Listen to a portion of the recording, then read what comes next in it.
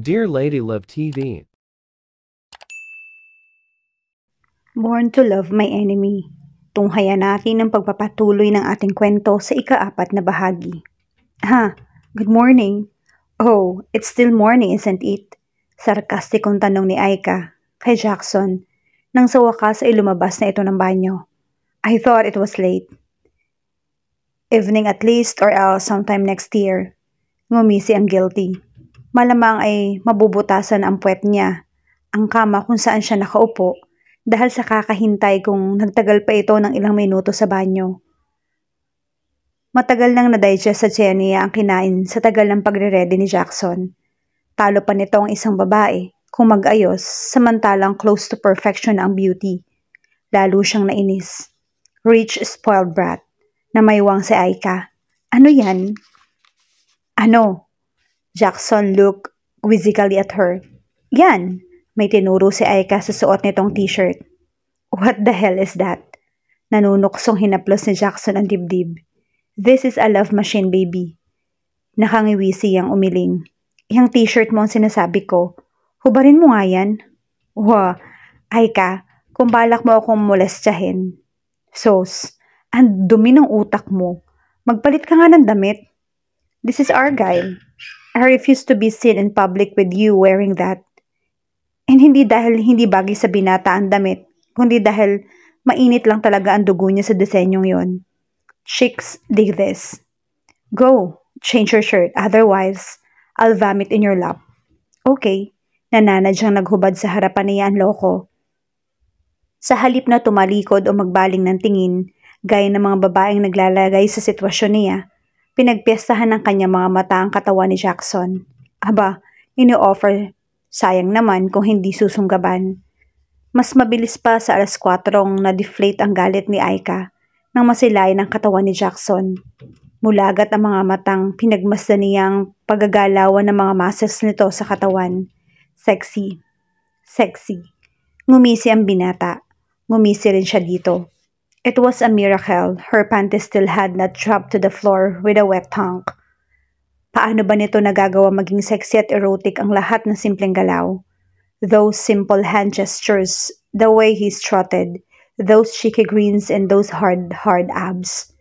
Nadismaya si Aika nang makapagsuot na ng dark blue Henley shirt si Jackson. Nag-e-enjoy pa ang tao eh. Himutok niya. Tumunog ang iPhone ni Jackson. Si Movie. Basa nito, nasa labi na raw sila. Umupo ito sa kama at nagsuot ng Converse nang may mapansin siya. Nilapitan ni Aika ang binata at pinitik ang kaliwa nitong tenga. You're wearing it? Punan niya. Tumayo si Jackson. Kinuha ang sunglasses at isinuot. Voila. One hot delicious bad boy coming right up. Figure it. Because it could make our relationship look more real. Nagsuot ito ng jacket. Isinunod ang isang itim na beanie. You're welcome. Right. Nangingiti-ngiting sumunod na si Aika rito palabas ng hotel suite. Walang imik silang naghintay sa pagbukas ng elevator. Ang mga mata niya ay nakatingin pa rin sa tenga ni Jackson. 17 siya nang regaluhan ni Jackson ng isang mamamahaling diamond-studded earrings for Christmas. Bago ito lumipad para magbakasyon sa Amerika. Nagtataka man kung bakit iisang hikaw ang ibinigay nito. Natuwa na rin siya. Ayon sa mami ni Jackson, binata raw ang nagdisenyo niyon. Touch naman siya sa blessing ni Jackson. Ipina-improvise ni Aika ng konti ang hikaw. She decided to get her nose pierced. Nang magkita sila ng binata, nang pasukan na, ay tuwang-tuwa nitong pinitik ang ilong niya. The next day, he got this ear pierced wearing the other pair of her nose earring. Kilig to damak siya nun. Sa isip niya, iyon ang commitment rings nila. Days later, things fell apart between them. Pasimangot siya sa naalala. You're cold, puna ni Jackson sa kanya na makapasok sila sa elevator. Okay lang ako. Kinagat ni Aika ang ibabang labi para pigilan ang pagngangatal ng baba at isinuksok ang mga kamay sa bulsa ng leather jacket na suot. Balot ang pakiramdam niya sa itim na t-shirt. Medyo manipis na sweater na pinatungan ng itim ring leather jacket, skinny jeans at flat boots. Pero sa kakatitig kanina kay Jackson, ay nakalimutan niyang dalhin ang kanyang beret. Nagdurusa ngayon ng mga sensitive niyang tenga sa lamig. Okay raw, pinitik muna ni Jackson ang tungki ng ilong ni Aika, kaya nang ginagawa nito noon bago hinila ang binis sa ulo at isinuot sa kanya. How? Mahabang tili ng kanyang touch na heart. Napatanga siya sa binata habang inaayos nito ang binis sa kanyang ulo. Sinigurong natatakpan niyon ang kanyang walang dudang namumula ng mga tenga. Pinitik uli ni Jackson ang ilong niya. Save those dewy cub eyes for tomorrow, sweetheart. Bukas mo na lang ako landiin. Kumurap-kurap si Aika para mag-dissolve ang hugis pusong nakaguhit sa kanyang mga mata at inismira nito. Nakasimangot uling hinintay niya ang pagbukas ng elevator sa lobby floor. Halika. Hinawakan ni Jackson ang kamay niya at magkahawak kamay silang lumabas ng elevator. Ngalingaling batukan ni Aika ang bakulaw. Kumakapagbintang ng paglalandi ang loko. Akala mo santo, siya naman ang laging nakaangkla sa akin. Asa na ba si Movi?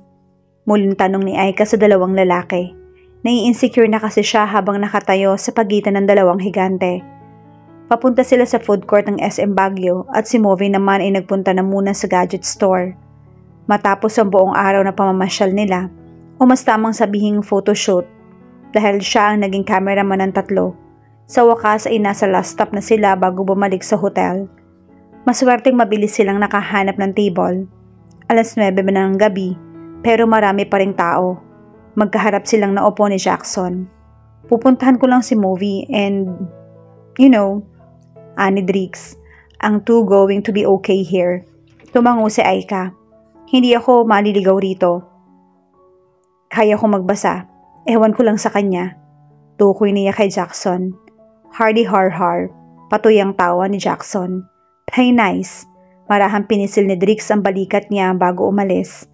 Tumaas ang isang kilay ni Aika nang mapansing bahagyang naningkit ang mga mata ni Jackson sa nakita. Ano? Tanong niya sa ekspresyong nakapinta sa mukha nito. Somebody likes Drix. Nalukot ang mukha ni Aika. Kailan ba nagseryoso sa isang usapan si Jackson? Classy. Komento na lang niya sa double entendre nito at tumayo. Saan ka pupunta? Food. Matipid niyang sagot. Na makabalik siya sa mesa ay ito naman ang nagtaas ng kilay. Ice cream, really? Sumubo si Jackson ang nabili nitong french fries. She sat back down, straddling her chair. The cold never bothered me anyway. Pakanta niyang sabi at muling sumubo. Kumuha ito na isang fry at isinawsaw sa ice cream. Tinampal niya ang kamay ng binata. Buy your own. Oh, Pokey. We're supposed to share everything. To have and to hold. In sickness and in health, right? Excuse me? Parang nalaman mo, ididispatcha na kita pagkatapos nito. Health trip nating to. Ibig sabihin, wala kang balak na panagutan ako pagkatapos? Nagtaas ng isang kamay si Jackson at tinakpan ang bibig. Kunwari ay na-eskandalo. So you're just using me for money and extremely good looks. Tama. I knew. There was a reason I kept you around. Jackson smirked. So, what's the story? Ang alin? Base sa story ni Drix, you used to be a wallflower in high school. Paano ka napunta sa isang warpath ni Carrie? The queen bee. Aika sucked air through her mouth. Well, there was this guy. Let me guess, this guy. Whoever he is, ang boyfriend ni Carrie at ikaw ang naging dahilan kung bakit sila nagkahiwalay. Smug ang ngiti nito. She gave him a wry smile. Magaling manghula ang loko. Iniumang ni Jackson sa kanyang isang fry na isinubo naman niya. Nagsimula ang lahat nung sophomore sila, isang school play para sa foundation day. Si Aika ang pinili ng art and music teacher para sa female lead role, ang role ng karaniwang napupunta sa pinaka-popular na babae sa campus. Like it was their bright light or something. Si Carrie ang taong hindi sinasadyang nasagasaan niya. To make things worse, pagkatapos i-makeover si Aika ng professional stylish ng kanyang mommy, biglang nagsulputan mula sa lahat ng direksyon ang mga manliligaw niya. Kasali na roon ang senior boyfriend ni Carrie. Hindi man niya pinatulan ng boyfriend nito, hindi pa rin nagtanggal ang impresyong siya ang ugat ng hiwalayan na magnobyo. Her high school life was a bad remake of the movie Mean Girls, with few gossip girls tidbits thrown in it. Your tiny little homewrecker you. Pabirong saad ni Jackson. Ilang ulit ko bang sasabihin sa'yo? Petite, tiny, petite. She dug her spoon into her ice cream and offered it to him. Jackson took it, grinning from ear to ear. Kung ang kailangan mo ay isang lalaking magpapanggap lang ng ilang araw bilang boyfriend mo, why me? Bakit hindi na lang sa Drix yung kinuha mo? Ew, she scrunched up her face at the idea. Walang maipipinta si Aika sa physical appearance ni Drix. Hindi ito papahuli kay Jackson kung sa tangkad, laki ng katawan at alindog ang pag-uusapan. Kaya lang, kung magiging totoo si Aika sa sarili, kahit gaano pa siya kainis at kabadrip kay Jackson, ang binata pa rin ang pipiliin niya. Lalo na't may history silang dalawa, gaano man kalabo pa iyon. Drix is, she paused, well, a dick. Do you hate Drix because of me? No, mabilis niyang sagot. I like Drix. May sumilay na munting ngiti sa mga labi ni Jackson. Napapikit naman si Aika nang maisip ang ibig sabihin ng sinabi niya. Ibig kong sabihin, stop smiling. Saway niya sa binatang pilyong nakangiti sa kanya. Ang dumi talaga ng isip mo. Hindi active at super sexy lang talaga yung imagination ko. Anitong kumindat pa. So, Drix, stupid, dugtong ni Aika. But he has his moments. Mula grade school ay BFF ko na si Drix pero inagaw mo siya sa akin. Kastigo niya, nakairap. Hindi ba niya nasabi sa iyo na siya yung president ng drama club namin nung high school? Si Drix? Tumawa si Jackson. No way. Patuloy siyang sinusubuan nitong ng fries at subconsciously, ganun din ang ginagawa nito sa ice cream. Yes, way. Maniwala ka sa hindi pero kami yung lagi magka-partner ni Drix sa tuwing may play sa school. Noon yon. Behind that attitude of his, he's nice and kind, sweet like you. I'm sweet? Mapanokso ang ngiti ni Jackson. You know what I mean? Sunod-sunod ang ginawang pagsubo ni Aika ng ice cream. Bakit biglang uminit? Global warming is the one to blame. Muli siyang sumubo at sinulyapan ng kaharap. Or maybe because Jackson was doing that whole adorable thing again whenever he was flirting with her. With his head ducked, hand scratching behind his ear, and cute little smile. It was impossible to stop her heart from skipping a bit. Aminin mo na kasi, Aika. Ang ano? Na kaya mo ako pinili at hindi si Drix ay dahil magaling ka mag-pretend. Dugtong niya. Tunog bitter uli. Jackson chuckled. Bahagya itong dumakwang sa mesa. Inabot ang pisngi ni Aika at pinunasan ang kumalat na chocolate fudge sa kanyang bibig. Her heart pounded as she watched him suck his chocolate-covered thumb like it was the most normal thing to do between them. Animoy oven sa init ang pakiramdam niya. Ngumiti ang binata. Lalo naman bumilis ang pagmamarathon ng kanyang puso. Pinili mo ako dahil hindi ka mahihirapang mag-pretend sa akin. The chemistry is there. Don't deny it. Matamansi ang pinagmasdan ang mukha ni Jackson. There was the same mischievous glint in his brown eyes. Stop flirting with me. Jackson tilted his head to one side, giving her one of his sexy smirks. Hindi ako kagaya ng mga ibang babae na kaya mong landiin. Kaya kung ano man yang iniisip mo, Jackson, it's not going to work. Not this time. Presumptuous, aren't we? Nakipaglaban ng titigan si Jackson. What makes you think na nilalandi kita? Kilala kita. He smirked. Muling dumukwang ang binata.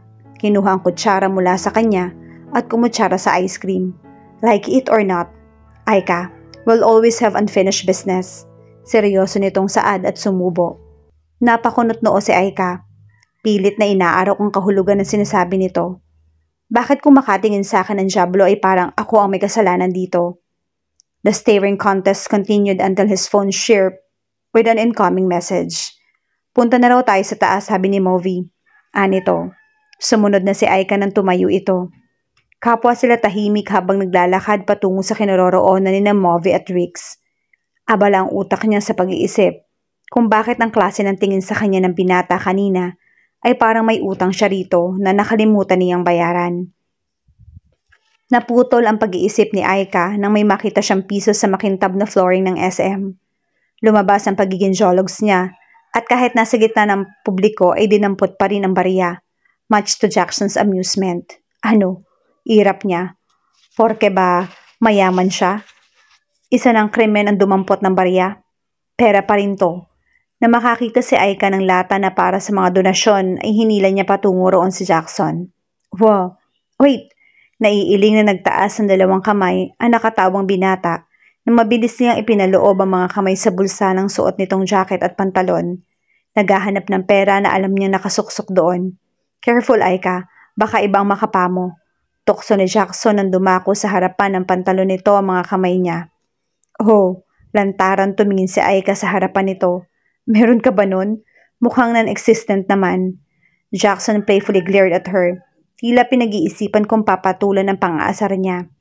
Psst, hoy! Gulat silang napalingon kina Drix at Movie na nakalapit na pala sa kanila. Ano yan? Tukoy ni Drix sa hindi niya matanggal-tanggal na mga kamay na naipit sa loob ng bulsa ng pantalon ni Jackson dahil nabiglang humarap ang binata sa kaibigan.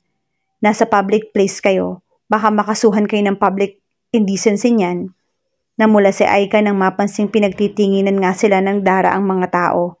Dude, hindi ako willing na participant, kaya sa tingin ko sexual harassment to. Mumuntong hininga si Jackson. Iba na talaga kapag gwapo ang tao. Tinampal ni Aika sa dibdib ang binata, nang sa wakas ay mahugot niya ang kamay. You're no sating. Tumawa lang ito ng mahina. Drix, akin ang barya mo. Ani Aika kay Drix na kagyat namang lumapit at voluntaryo nag-ali ng pera nito. Bili lang ako ng coffee, then pwede na tayong umalis. Sabi ni Movie. Ako rin, ani Jackson. You want one? Tanong ni Movie kay Drix. Sure, thanks.